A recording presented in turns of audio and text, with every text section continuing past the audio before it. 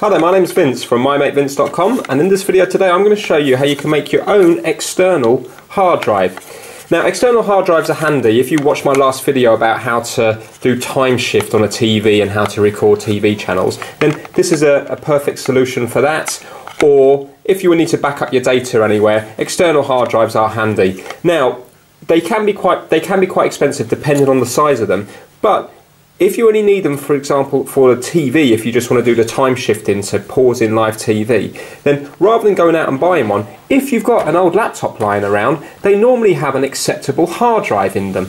So basically this little netbook here, which is, I don't know how old it is, it's not been in use for the past 4 years, and I think I must have got it 3 or 4 years before then. That had a 120 gigabyte hard drive in, and this old Fujitsu laptop here is even older again, and that still had an 80 gigabit hard drive in. Now, you know, 120 gigabits is going to give you a hell of a lot of TV. So I've got a little 8 gigabyte stick that I put in, and that gives me over an hour, depending on what you're watching. If you're watching, for example, HD TV and recording that, then that's going to take up more data than if you're just watching a normal channel. But on this one here, even an 80 gigabit one, which is tiny compared to what comes in laptops nowadays, but 80 gigabits is still going to get me roughly about 10 hours of recording on the TV, which is fine for what I need it for. So in this video I'm just going to show you roughly how to do it.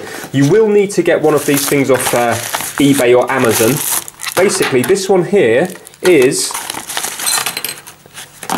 it was only, I think it was £2.99, so it was only £3. And what it does is it allows you to put your hard drive in there, and then it converts it to USB. So in both of these laptops, both the hard drives are 2.5 inch SATA, or serial ATA it's also known as, but you might have an IDE one, so you need to check. So all you need to do is either get the hard drive out and then put in the model number into Google, or even if you put your model number off your, for example, your laptop or your netbook into Google and look at the specifications of it, it's going to tell you what hard drive it's got, and then you can get the hard drive enclosure to suit whatever hard drive you've got. Now, it can be hard to take out, or it can be very easy. On this one, it's just a case of undoing one screw and it will pop out. On the netbook, it was a lot more involved, so I had to take it all apart, and then the hard drive was located in here. So it was a bit of work on this one, but I'm going to show you how easy it is on this one. So have a look yourself. Obviously,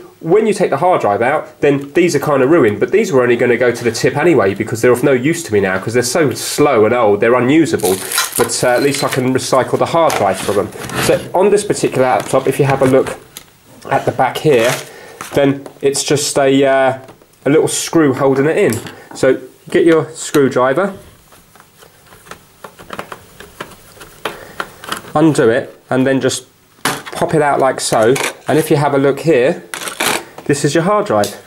So just slide it out, and that's it. It's as easy as that. Now what we are going to have to do is we are going to have to just take off this little metal case, because different hard drives will have different metal cases around them just to suit the laptop that they're in. But again, it's just 4 screws. There's just a screw here, screw here, screw here, and a screw there. Or you might find that you've got screws on the top of yours. So just have a little look, but you just want to get to the hard drive on the inside. So I'm just going to quickly undo these 4 screws. Now you're not going to save yourself a huge amount of money doing this, because you can probably get 128 gig hard drive for probably less than £30. But still, if you've already got them and they're not going to be used anywhere, then for the sake of spending £3, that's pretty good. So all you have to do is you look at the connections here. They're the SATA connections, and then you just marry them up to here. So if you have a look there, you see there's a small connector and a larger connector. So we just put that in there like so, and that's made the connection. And then you put it in there, and then you've got a couple of screws to do up.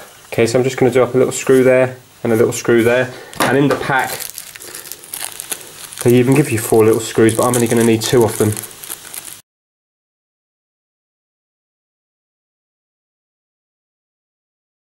And it comes with this lead here, which is a USB male to 2 USB males.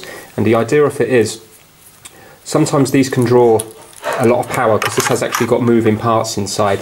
So you've got the option to plug it into 2 USB ports just to boost the power, but try it on one to begin with just to see how you get on. But basically, that's it there. Now this particular one is a USB 2, and as I say, this one was, I think it was $2.99 from eBay, and that's as of September 2016.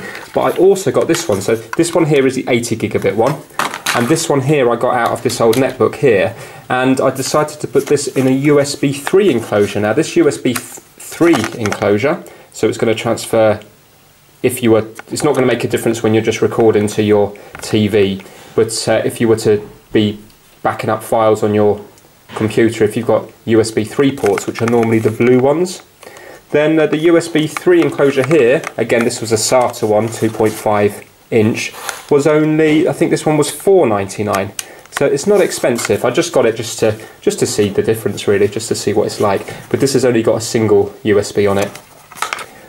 Right, okay, I hope you found that useful. Bear in mind that once you put this into, for example, your TV, you will have to format it. So you will lose all the data on here. So when you plug this hard drive back into your laptop, you're not going to have anything there. So only do this method if you are going to be throwing away the laptops, or you've got hard drives in your house that are not doing anything.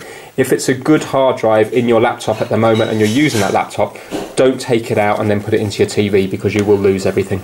Okay, thanks for watching. Take care. Bye now.